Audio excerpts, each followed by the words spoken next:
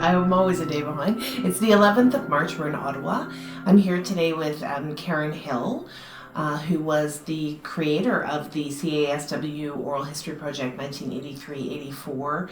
And so this second iteration of the project is born out of that original project. So it's very lovely to be here with you today. So I'm going to start with formal consent. And so today we're video recording and we're audio recording the interview. I provided you with some general questions, but we may have a more general conversation about your experience as a social worker and also your involvement with the Oral History Project. We've previously done another interview, so this is a follow-up. So today we're video recording, and the video recording is going to be used in the following ways. It's going to be shared publicly on YouTube so that the interviews are accessible to the public. It's going to be stored on the McMaster digital repository, which is part of the Mills Library at McMaster University, and a copy of all of the oral histories completed in the second project will be offered to Library and Archives Canada as a companion to the original project. Cool. We're also audio recording with a Zoom microphone today, and so the audio recording will be used in a couple of different ways. First of all, it will be used to create paper transcripts, so typed out transcripts of everything that's said in the interview. Those transcripts will be used to produce captions on the video recording so that they are AODA compliant. And the transcripts will also be used to do analysis on the content using a software called In Vivo. And so we're going to do some analysis looking at the oral histories of this iteration and comparing them to the original set to look at issues related to leadership and to see whether there's a bit of a model or an approach that social workers take when they engage in leadership. Before we make anything public, we will provide you with a copy of the transcript from the new video recording for you to review. If there's anything that you're unhappy with, we can edit it out. If there's anything that you would like to redo, we can definitely re-record it. Anything that you want to re-record or add to the final material. Otherwise, as is the traditional in oral history, there won't be any editing done to the video recording. It will just be edited if there's any big gaps or if gaps at the beginning or end of the recording that we need to tidy up. Otherwise, it will remain as is, unless there's some technical issue when we have to remove something because it's fuzzy or it didn't record properly. So, given what I've told you about the video recording and the audio recording, do you consent to be video recorded and audio recorded today? I do, yeah. Okay, and to have those materials used in the way I've suggested? Yes. Super, excellent. Thank you very much, Karen. Mm-hmm. So when we met last time, which was actually quite a few years ago, I think it was 2017.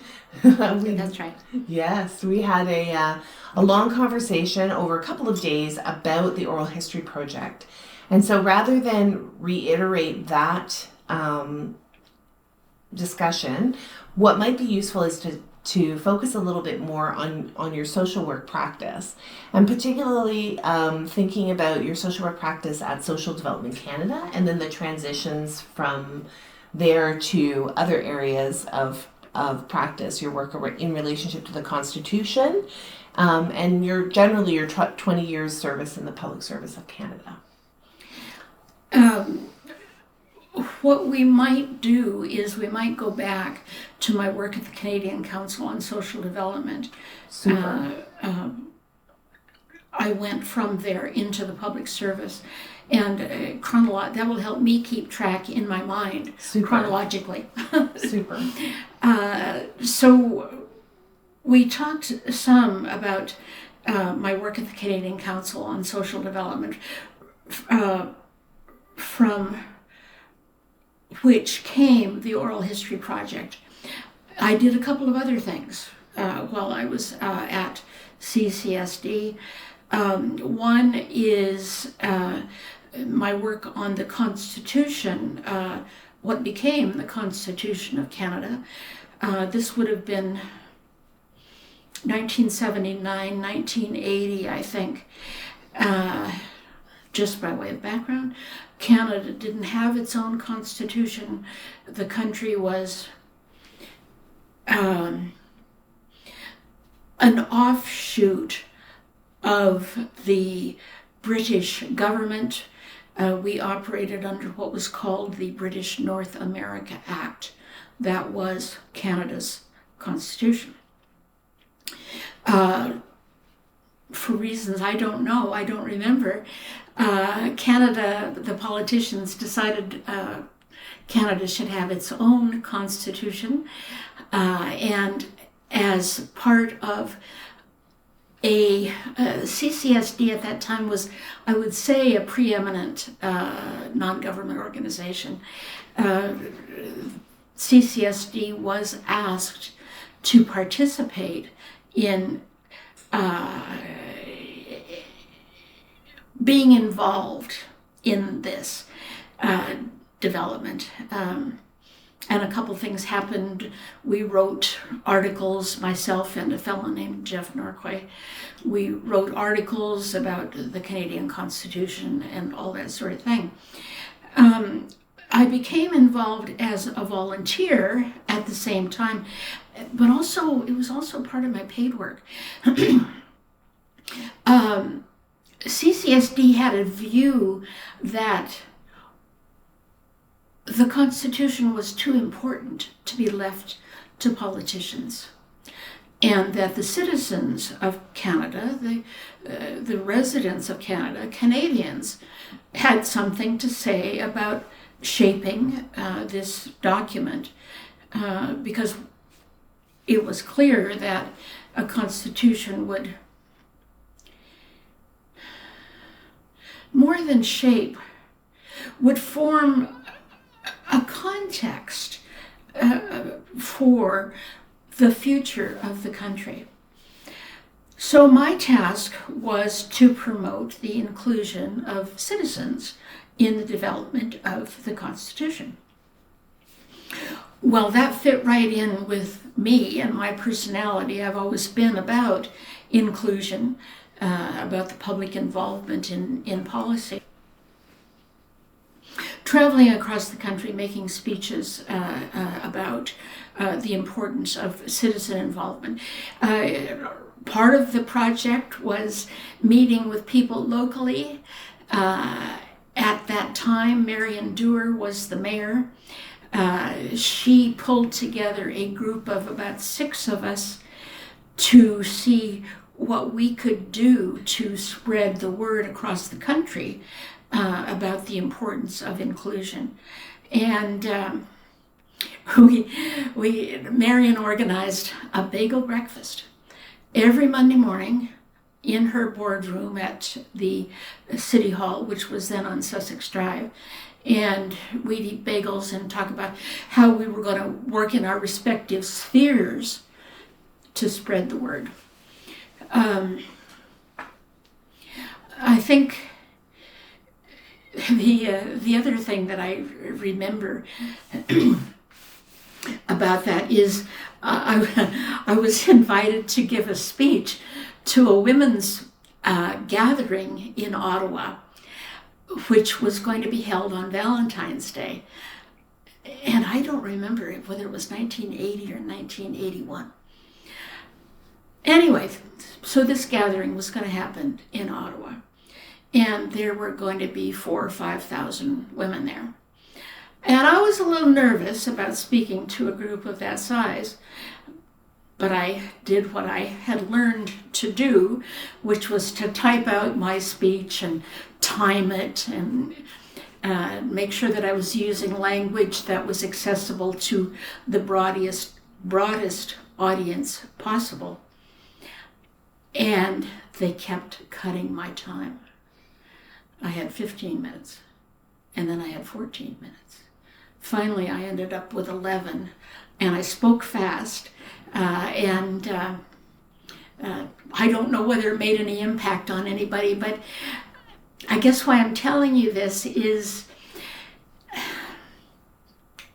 be flexible, be available, do your homework. Be available, do your homework, and be flexible. So that was... Oh, the other thing that happened as a result of in relation to the constitutional work is I was in Vancouver, making a speech about including Canadians in the development of the Constitution. And I was preceded on the podium by a member of Parliament. Fine. Well, he talked about his education. He had obtained his B-Commerce or whatever it was from Pacific University in Tacoma, Washington, which I found very interesting because I was a graduate of the University of Washington in Seattle. And after I made this speech, I got to thinking, Karen, here you are going around the country telling Canadians they should be involved. You had better become a citizen. And I did. So that was another outcome of the work on the Constitution. And I was on Parliament Hill when the Queen came to sign the new document. The other thing that happened while I was at Canadian Council on Social Development was the development the development and distribution of a book on self-help. Entirely different topic than the Constitution, but the same kind of, for me, I was able to bring the same kind of skills and personal attributes to the project that I used then and continue to use now. And that is reaching out, listening, making my work accessible to others. Health Canada wanted a book on self-help, and at first they wanted a research book. And I don't know how it came about. I may have had something to say about that, but we in Health Canada decided that what we should do instead is a how-to start and maintain a self-help group. I think this was probably largely influenced by the fact that I was a relatively new member of a 12-step group at that time and was very sold on the effectiveness of the self-help approach. So I gathered people together from various disability groups. I don't know what the proper term was then or is now. We didn't want the book to focus on one illness, one condition, one disease. We wanted it to be as universal as it could. And from the input that they provided, I developed a book on self-help called, not surprisingly, Helping You Helps Me. We made a very firm effort to make it an accessible book. I'll show you the book in a minute. Using language that was at a grade 8 level, lots of white space, lots of illustration. So let me show you the book of which I'm so proud. This is the English edition, published in 1983, I think. And this is the French edition, published also in about that time. And then this is a summary of the Japanese edition. The book was, I would say, a hot item. Through connections that I had actually with a group of Catholic sisters, they worked internationally, and they thought that this book would be useful in other countries. And so it was translated into more than 50 languages and used in more than 60 countries to promote the idea of self-help. The other, I'm trying to remember what happened next. The book was also acquired by every public library in Canada, and to my knowledge, it's still in print. And I went to the catalog of the Ottawa Public Library, and it's still there. So it has lasting power. From that came some international conferences, and a number of other. I presented at the university in Tokyo. Contracted me as part of the work to lecture at the university in Tokyo, and I'm highlighting here the ability to be flexible. When I lectured, it was to maybe 30 people, all of whom were Japanese, and we had serial translation, not simultaneous, serial translation. So I'd talk and I'd say, bada, bada, dada, bada. And the translator would say, bada, bada, bada, bada, bada, bada, bada, bada, bada, bada, bada, bada, bada, bada, bada. And then I'd say, bada, bada, bada, bada, bada, bada, bada, bada, and he'd say, bada. So it was disconcerting as a presenter. I don't know what they got out of it, but I had fun. So Helping You Helps Me was a really important contribution of which I'm very proud. Now, what else? I can't think. The other thing about working at CCSD is it was a vehicle for me to write and publish many articles.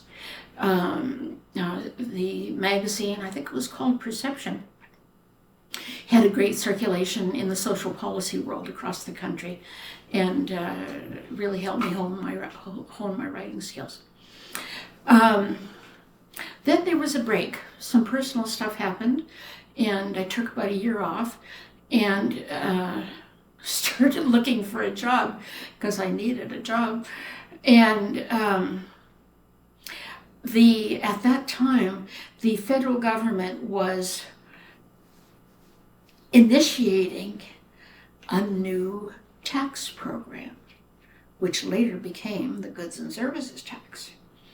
Now, before you all moan and groan about that, which you may, I had to take an exam to get into the public service because I had not been a government employee before. And that was kind of fun. This was in the early days, and I had to write the exam by hand with a pen and paper. Well, that's not the way I work. I cut and paste, and I write, and then I move, and all that sort of thing. Anyway, so I got into the public service, I guess it was Revenue Canada. And my sole project in that year and a half or 2 years work was to figure out the tax status of grants and contributions. Other people, the fellow next to me was working on the tax status of muffins, because it made a difference whether you packaged them in 6 or 12 or bought them singly. Other people were working on other problems, but mine was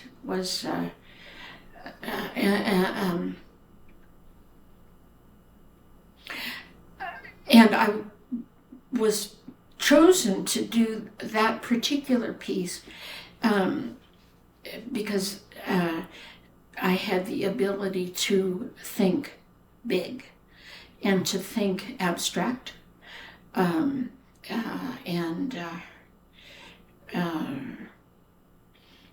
not a very exciting project, but a very interesting one. And now, just so you know, today, when you drive across the Confederation Bridge, you can know that people like me had a little part in the policy framework under which that bridge operates. Then, let's see, where else did I go? I have to look at my notes, if you would excuse me.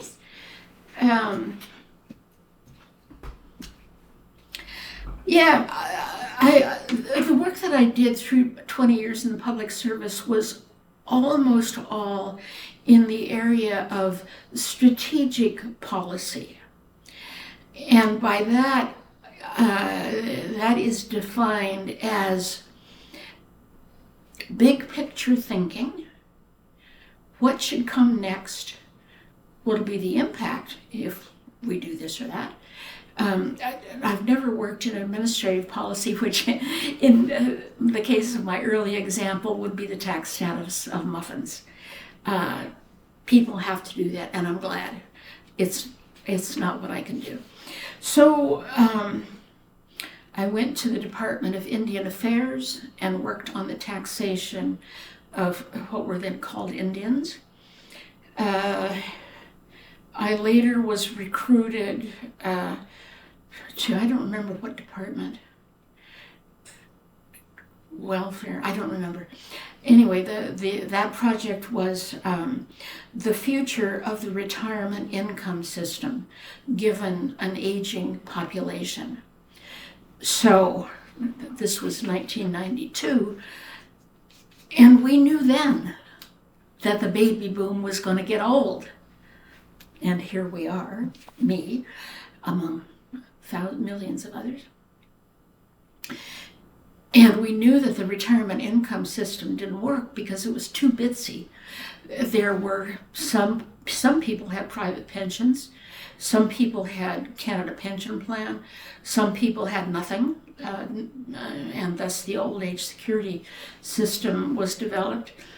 Some people had disability income, some people had private savings like RRSPs, some had wealth, which was taxable, and all of this integrated had to fit together so that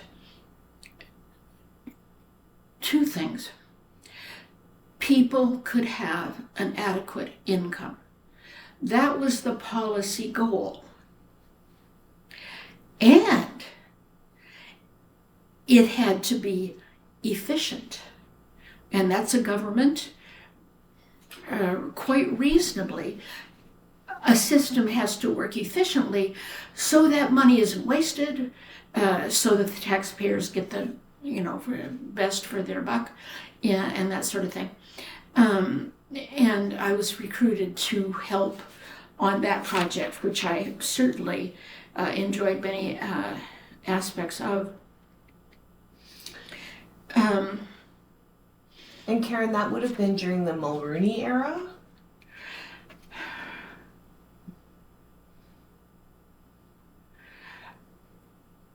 I don't remember when Mulroney left. The GST was Mulroney. I don't remember who was the prime minister at that time. Okay.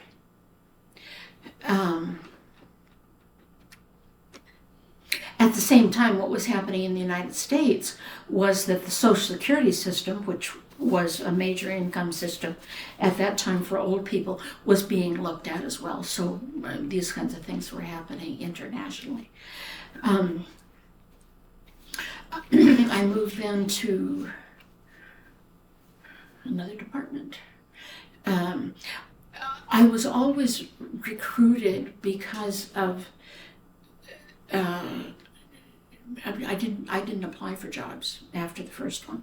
I was recruited because they thought that my ability to think big, to be flexible, and by that I mean to move from looking at the big picture of a policy to the precise impact on individuals. Take that and move back again. They found that a useful attribute. Research abilities, other things meant that I was always recruited to various departments. The next one was work on the voluntary sector in Canada. This was I couldn't find a recent copy of my old CV. No, this was 2001, voluntary sector in Canada. The government was trying to figure out how it should be, how it could most effectively relate to the huge voluntary sector in the country. And voluntary sector included not only individual volunteers, but non-government organizations, White Canadian Council on Social Development, and many others.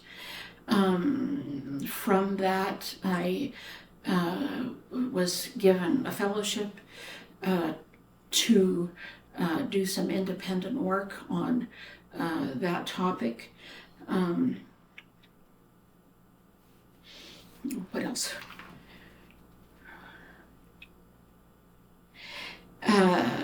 Following that work, or around that time somewhere,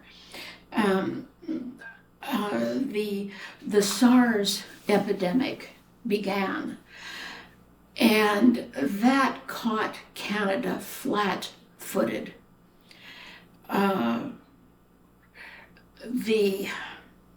It was acknowledged later that public health had been neglected.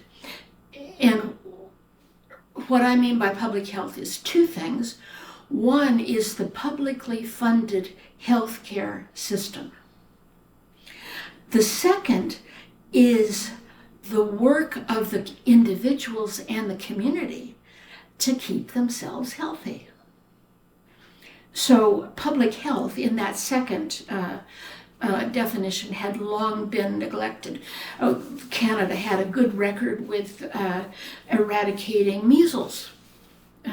Look at today's headlines and you might think that we've forgotten about public health again. We had a good record in a number of other infectious diseases.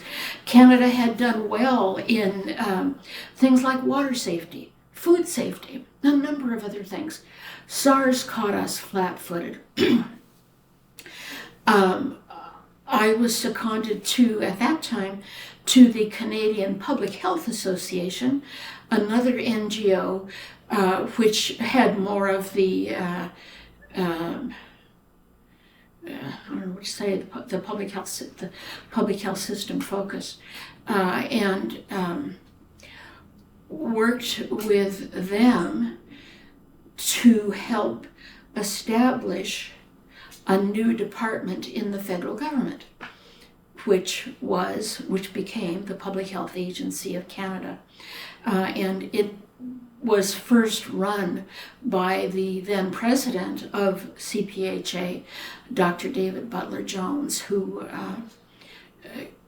was an absolute star nationally and internationally in the field of public health. As I worked in CPHA, and then later I was recruited to the Public Health Agency of Canada to deal with the strategic policy question, and there was only one: vaccines or hand washing. Where should the federal government put its money and its influence in order to deal with things like SARS, and heaven forbid something else might come up? And do we remember COVID? Which again, and this is a parenthesis, but please leave it in, Canada has forgotten all of the lessons that it learned from SARS regarding COVID. So I had some great opportunity. I think that was the last of my work in the public service. It was fascinating stuff. Fascinating for me.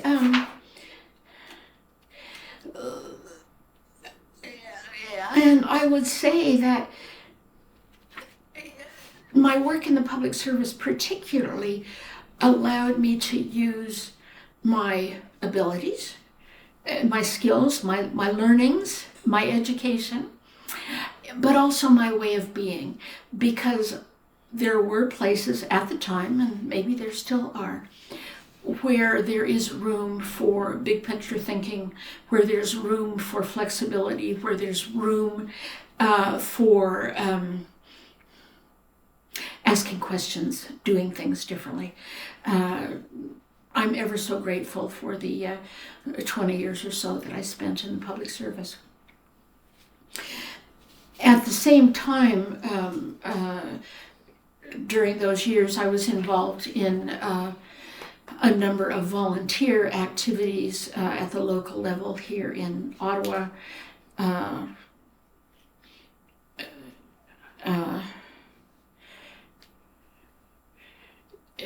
Mostly to do with community development kinds of activities. So that too allowed me the freedom of expression, which sometimes the government didn't do.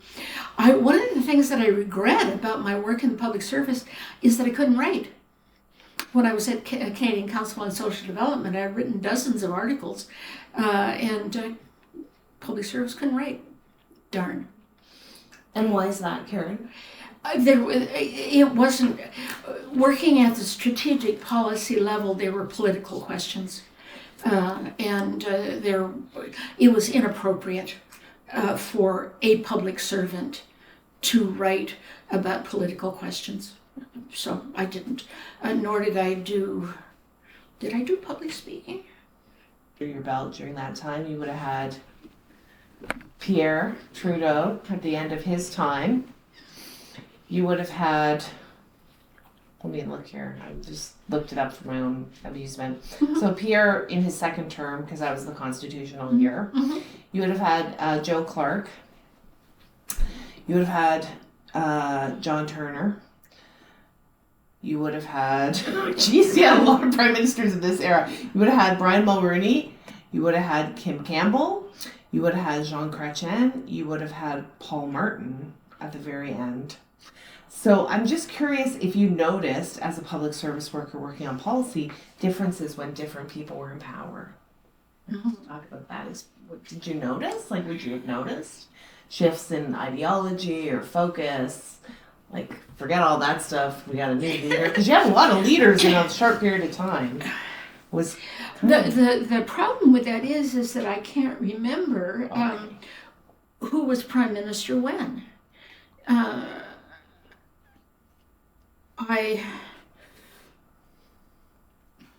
As I say, I started with the GST, and that was 1991. Who was prime minister then? Was that Mulroney? Yeah, let me see here. So Mulroney was prime minister in 84 to 93, then Kim Campbell for that short 6-month period. Mm-hmm.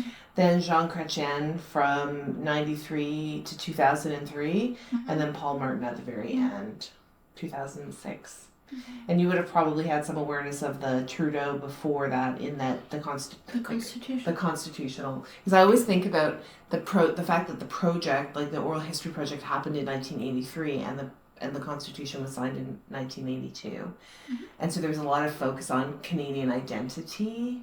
Mm-hmm. And then we moved into that era of the GST, right, where we were then making these, bilateral relationships with the U.S. and then eventually U.S. and Mexico.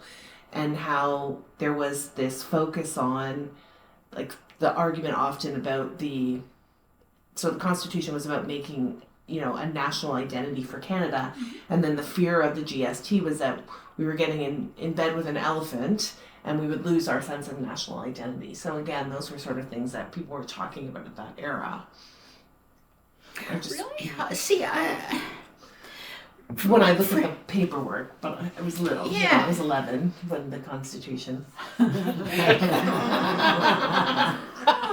Sorry. 52 now, but maybe it's not relevant. No, it is. I'm just not sure. of your characterization, Fair enough. particularly of the GST. Although the GST was an economic focus, just by way of background, and we won't say it unless you think it's important. We won't say it in the interview. Before the GST, at every stage of production of an item, there was taxation, and that tax was added on, so that the final product included all of the taxes that everybody had paid. And it wasn't clear, actually, how much tax was being paid on donuts or on bridges. And the British had started the value-added tax to deal with that problem some years before, and the GST was modeled onto that. Now, where the U.S. I think did love the idea that the amount of tax could be identified in their trade relationships. There are many, at least there are many exemptions in the international trade for different kinds of expenses and costs. So the GST, at least in my mind, was an effort to make things more transparent, not to the public. I mean, they didn't care much about the public, but to commercial enterprises and governments about how much tax was being paid by whom for what. So I see it as broader than the United States. I am not aware that the United States has a value-added tax. Yeah, I think I misspoke. I was actually thinking about NAFTA. Like there's a relationship. Sure. Well, you know, what do I know? I just remember from like grade 12, politics course, talking about like you have North American Free Trade Agreement, you have a GST, you shift the way you do taxes because you've entered into a bilateral agreement with these other countries, right? And so there was this sense of because NAFTA was seen as potentially like there would potentially be loss of jobs and a blending of the economy with the U.S. economy, that there was a lot of alarmism around like loss of national identity potentially. When you get in bed with the elephant, then you could get rolled on.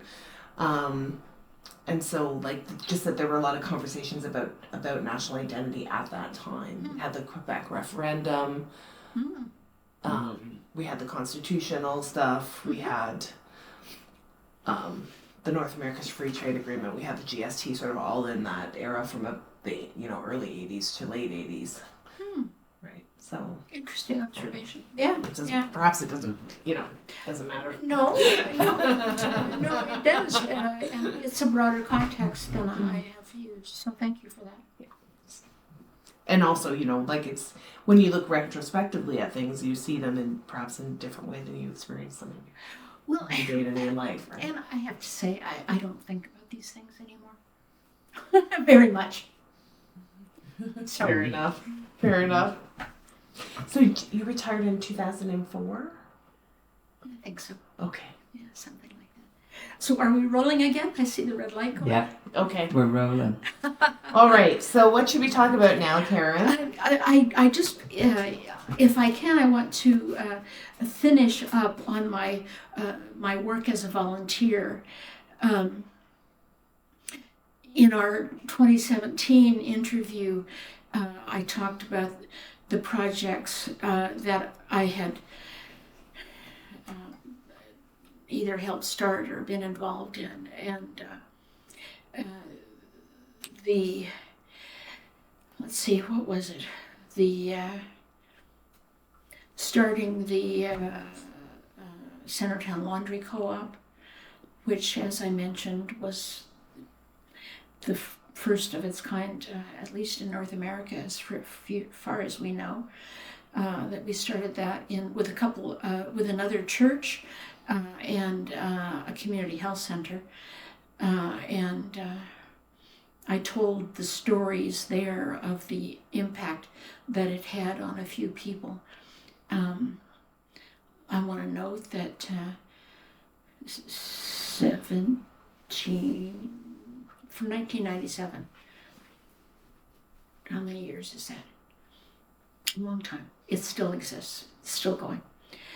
I was involved in starting the funeral co-op of Ottawa,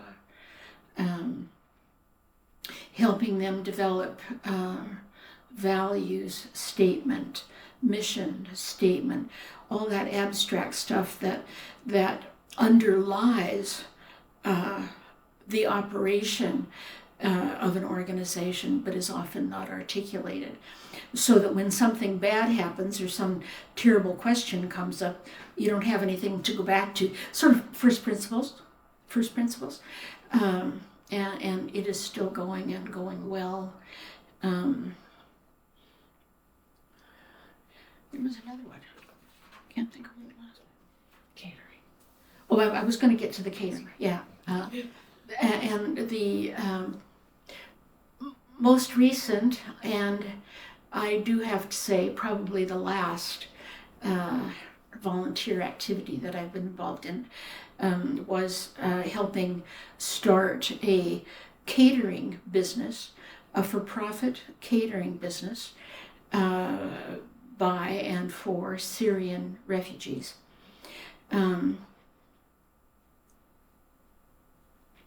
And it too is still going strong. I have a picture on my phone of their catering for International Women's Day last week. And where that relates to the social work profession, in my view, is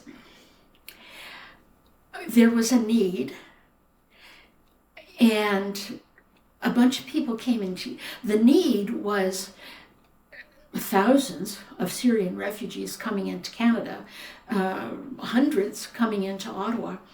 The women in particular were often from rural Syria, had no work experience, were not literate in Arabic, could not speak English, and often were alone.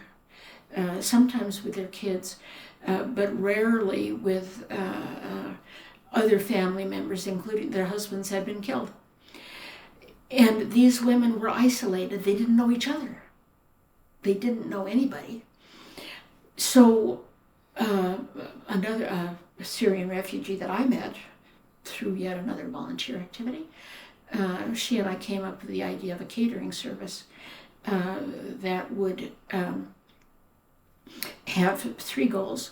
One is to provide employment opportunities to Syrian women immigrants. And I say employment opportunities because I don't mean jobs.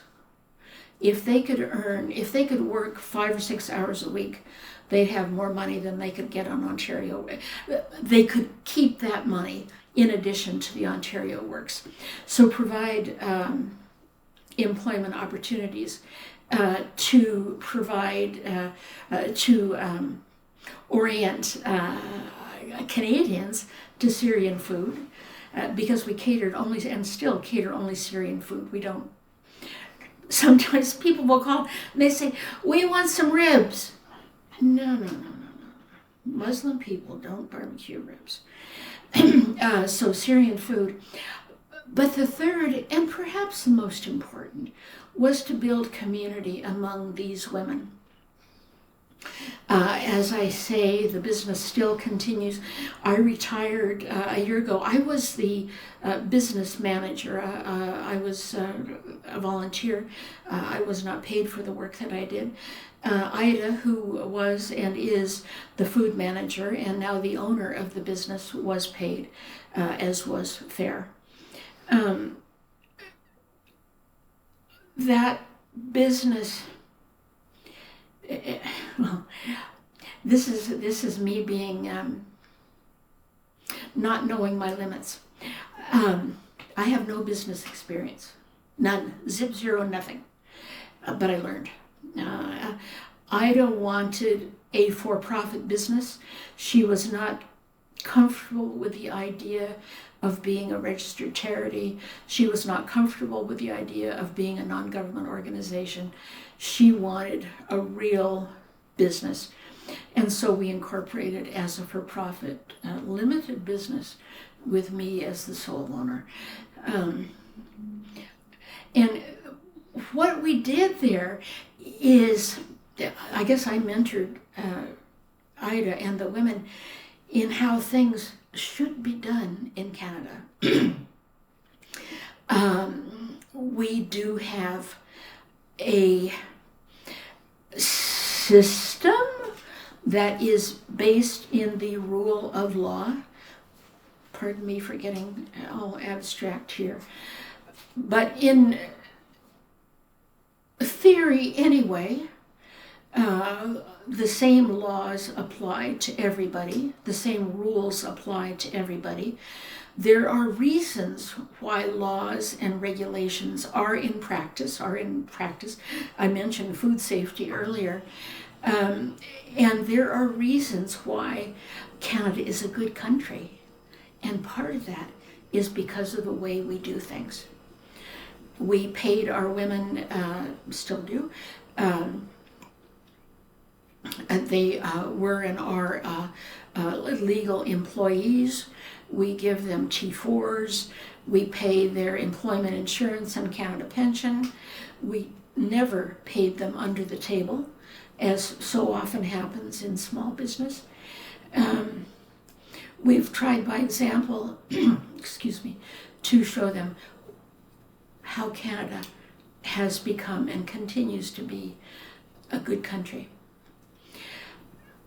In summary, on Yasmin Syrian cooking,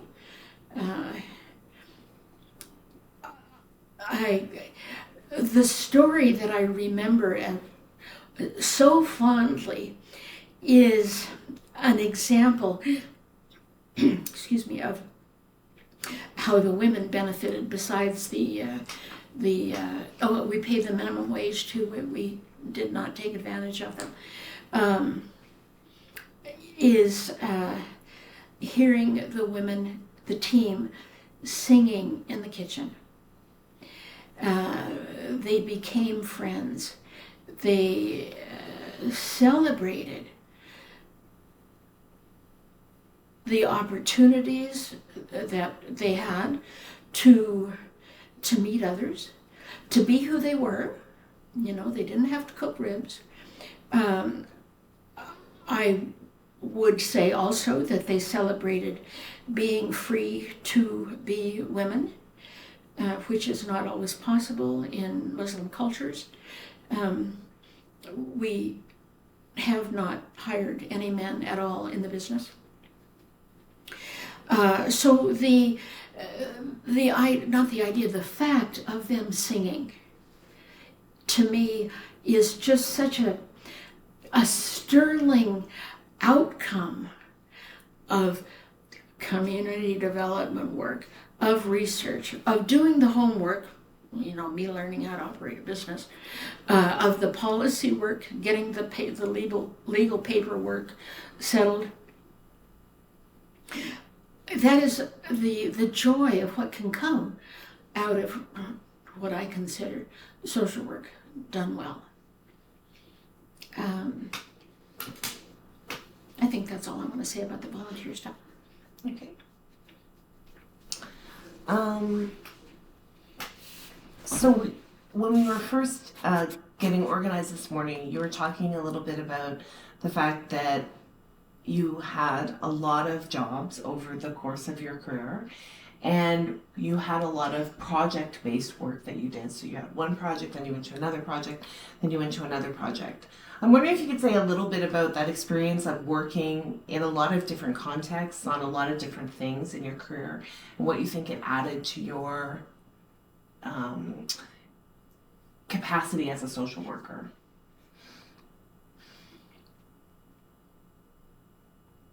I always have trouble keeping aspects of myself separate. I am many things.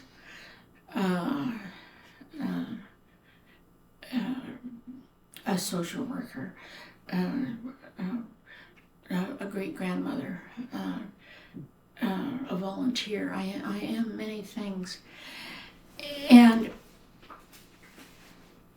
almost all of my work, with two exceptions, almost all of my work allowed me to be all of who I am.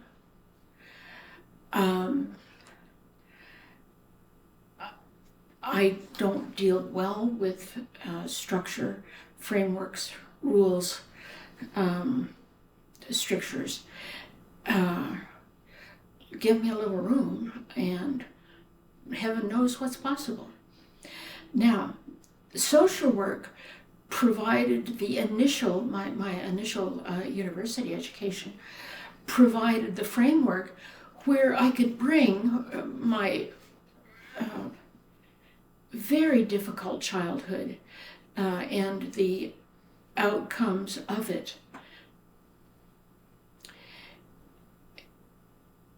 to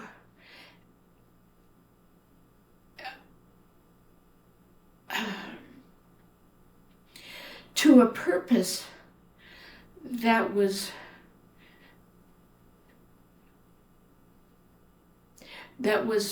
bigger than my hurt and pain, that was better than my experience, at least to that date. Social work showed me that things could be better. I hadn't known that before. That there were ways to do things that could make the world better. And I always worried about the world. I always did. The big picture stuff. I did some things, of course, to make my own life better, and succeeded at that. But social work showed me that there was room. One of the people that I worked with when I was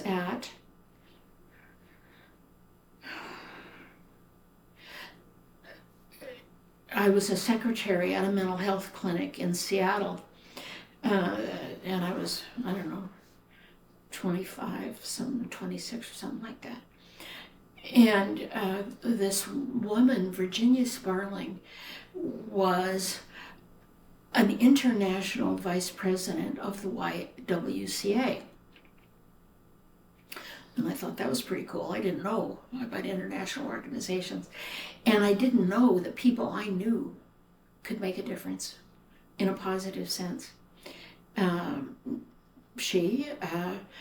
Our colleague Penelope Baker, who did frontline social work in that mental health clinic, showed me how to make a difference with individuals. And they were both social workers. And they encouraged me to go into social work, and it really made all the difference. Had I gone into political science, it wouldn't have been the same. I wouldn't have done the same work. So I guess what I'm rambling on about here, Tara, is that for me, social work and my personality mesh really well. I could not have done the things that I have were I not myself, had I not experienced those many experiences, nor could I have done the things I've done without the social work, education, and support. Super. You mentioned a few mentors. Are there other mentors that you had along the way that helped you achieve the success that you had in your career? Many people have been along the ride with me. I'm not aware of anybody who formally mentored me. Encouragement, though. I think of, what was it? I guess it was for the Oral History Project. I was having some trouble. I was at CCSD at the time.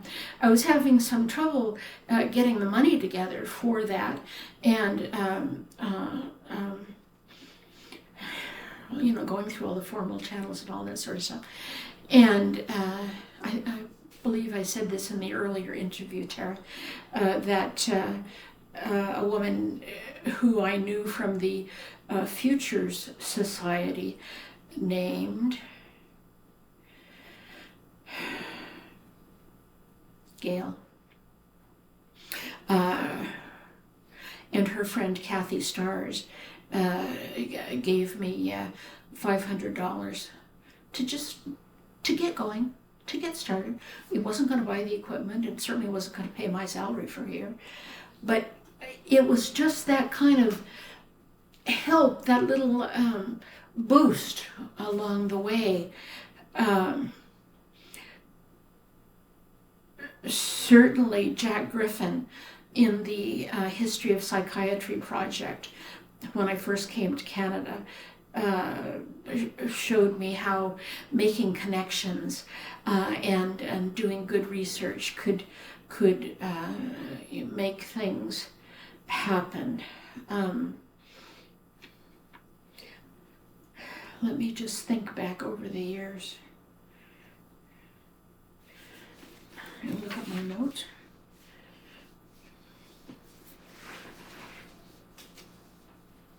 Hector Balthazar at Health Canada, who was instrumental in starting the Helping You Helps Me, the self-help book, was so encouraging. Showed me how to do things, how to get things done in the government. Although I wasn't in the government then, and again continually encouraged me.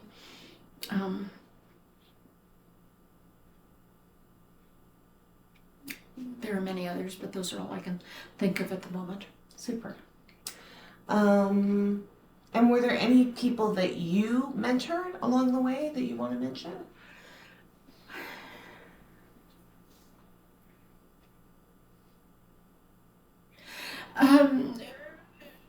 Two that I remember in particular were women who did their field placements with me. They were at must have been the University of Toronto School of Social Work, I think. And they worked with me when I was at the Burlington Social Planning Council and the Ontario Welfare Council. And I helped them do what they want to do. I'm sorry, I'm not a very good spokesperson for the practice of social work. I am who I am, and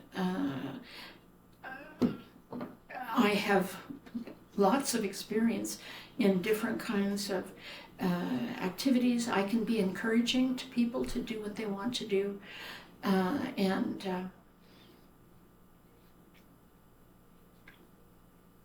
help them be all that they can be. So I can think of those two in particular. The other, let me just say about that, the other thing is throughout my life, I have not been shy about talking about my accomplishments. And there's a reason for that, besides my own ego. There's a passage in the Bible that says, if you light a lamp, don't hide it under a basket. Put it out in the open so everyone can see and perhaps be warmed by it. So I talk about what I do in the hope besides, I acknowledge feeding my ego, the hope that people could say, I wonder, maybe I could do such and such. Or, oh, so that's what so-and-so was doing. Maybe shedding the light is important to do in a very informal kind of mentoring, but that's me. Excellent. Let me see. What's the big cover? So I know that you have said you're not a good spokesperson for social work, but I actually think you're a much better spokesperson than you think you are. But a lot of things have changed in social work from the time that you finished your degree and practice to today. So we went through a period of formal professionalization. And once upon a time, before professionalization, having a social work degree was a great thing, but there's also a lot of honoring of people's lived experience. And I think about the lived experience of the women that you're working with at the catering company, or the people that you worked with at the funeral co-op, or the people that you worked with at the laundry co-op. So there's a lot of different ways to come to the place of being a good helper. Anything you want to say about the shift from the more grassroots understanding of social work to the current approach of professionalization? I am equating professionalization with measuring. It was my experience in the early days that somebody in the United States, probably the Harvard School of Business, had come up with this idea that you had to be able to measure everything. And if you couldn't count it, it didn't count. That way of thinking permeated the world, spread across the world. Excuse me. And in my view, the social work profession adopted it. And the funders certainly adopted it. You may well remember, and maybe it's the case now, that reports have to be given on work that is accomplished. Sometimes how many hours were spent doing this, how much money was spent doing that, what the outcome was, X number of people employed, Y number of people staying in their homes rather than being hospitalized. And nothing else matters. If you can't count it, it doesn't count. In my view, that approach does two things. One is that it omits the passion that people who are change agents feel and demonstrate. How do you measure that? How do you measure what they put into it? The nights they go home and they worry and think and make phone calls and all that. It eliminates, it omits the passion. And the other thing, in my view, that it does is it stifles creativity, spontaneity, the wonderful things that happen by coincidence, the connections. For example, when Ida and I started the catering business, it was sheer coincidence that she and I were on a 3-hour drive and wanted to talk. We could not have planned that. So the regulation, I'm sorry, I can't think of the word.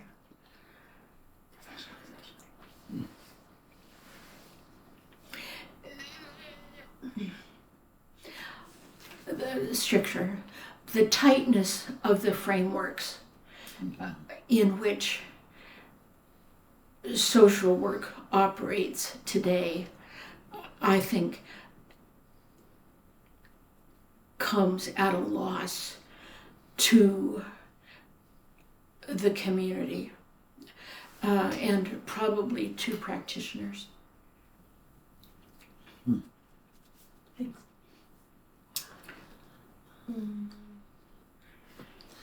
So, in your original project, you talked about pioneers, and we're using the term leadership.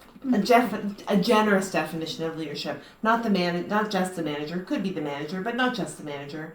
The innovators, the troublemakers, the question posers, the rabble rousers, all those folks. When you think about the idea of leadership, are there any things that you want to highlight for the future generation of leaders to pay attention to? Skills maybe that you had, things that you saw? Yeah, I did think about that some, and if I were talking to, and I am talking,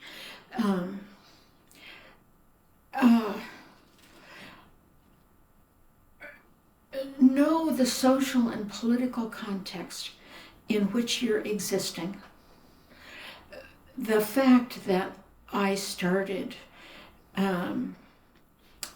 during the Vietnam protests, I started my work at the beginning of the women's movement, at the beginning of the civil rights movement.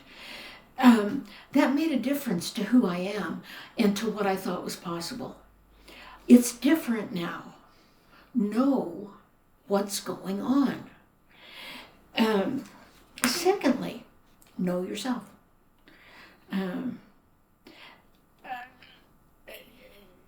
Know who you are, know your strengths and limitations. I knew early on that I would not be able to do one-on-one social work. I didn't try. I knew that I was a person who spoke out, and so I was able to use that throughout my professional life. So know yourself. I would also say that your experiences shape you. Don't pretend that they haven't. My childhood experiences led me to want to fight for myself and others. Development in the sense of reach out, network, listen. Don't be so engaged in your own head and your own wonderful thoughts that you can't hear a new idea or an old idea that's coming back. I think, for crying out loud, of a guaranteed annual income. There was an experiment in Manitoba in the 90s, if not before, the Manitoba Mincome, where that idea was tested, researched, evaluated, found to be successful. Don't forget about that. Learn from it and use it. Take the long view. The way things are today may not be the way they will be in the future. I mean, who would have thought about the internet, Zoom, YouTube? Keep abreast of the developments of what's going on, because just because you've always done things, let's say, by writing them on paper or typing them, doesn't mean you have to do that now. Maybe there are new ways, new things to learn. And be open to the possibility of new things. AI, for example. How is AI going to affect our profession? I don't know. Who's thinking about it? Who's talking about it? Who's writing about it?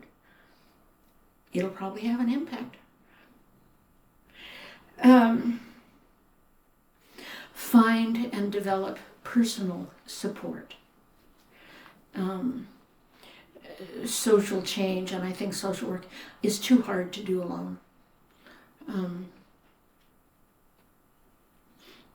And find that where you will and nurture it. And the last thing I would say about that is to grow where you're planted. I have found myself in the darndest situations. I think of, for example, at my church, this was years ago, and I was doing the religious and spiritual thing, and that was very good, and I don't knock it. But that wasn't all of who I am. There was a possibility there, a situation came up where they needed somebody to organize a public relations activity around music. So I did. There came, the opportunity with Ida to start the Yasmin Syrian cooking. That's where I was, in that car, retired, having time, having energy, that's very important, and having a passion to help. So grow where you're planted. Those would be things that I would invite current members of the profession and those that are coming in to consider.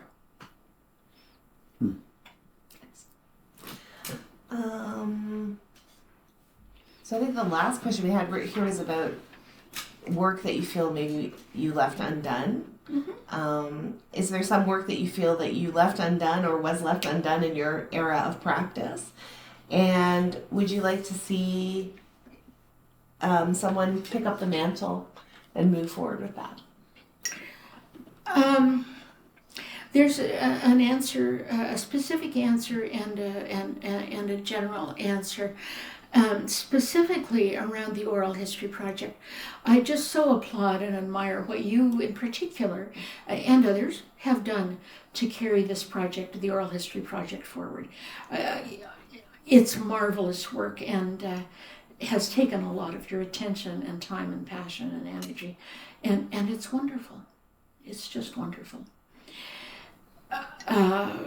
Regarding the oral history more, maybe making how to make it more accessible, the work, the oral history, the material, video clips, I don't know. I'm not sure this is an idea, but it occurred to me this morning, so I'll say it. I saw a movie last week called Cabrini, and it was about Mother Cabrini, who started a network of hospitals around the world. And the movie was really very inspiring. It did not promote the Catholic religion. What it focused on was her energy, her persistence, mm-hmm. What she was able to accomplish out of her belief and dream. Now, I don't know, maybe she'll make being a nun popular. I don't know. I don't know about that. But it's another way to get the word, and by what I mean the word social change, to get it. Because, by golly, there were no guns. There were no wars. There were no battles. And the world changed. So how can this work contribute to continue to contribute to making a better world? I don't know, but I'll bet you and others will find a way. The other thing that I have left undone, and it is undoable, that is my ongoing fear about what is happening to democracy in the West. The influence of very conservative thinkers who, as I think of it, they mostly promote the idea that the world can't change, that it can't be better, leave it up to them and their money and their guns, and they will take care of everything. Where does that leave us? And so I think what is left undone and will never finish, in my view, is the need to be involved, to be aware, to be involved, to act, to speak out in making the world better. And I would like to conclude, unless I know the other thing was in the fear that democracy is being undermined.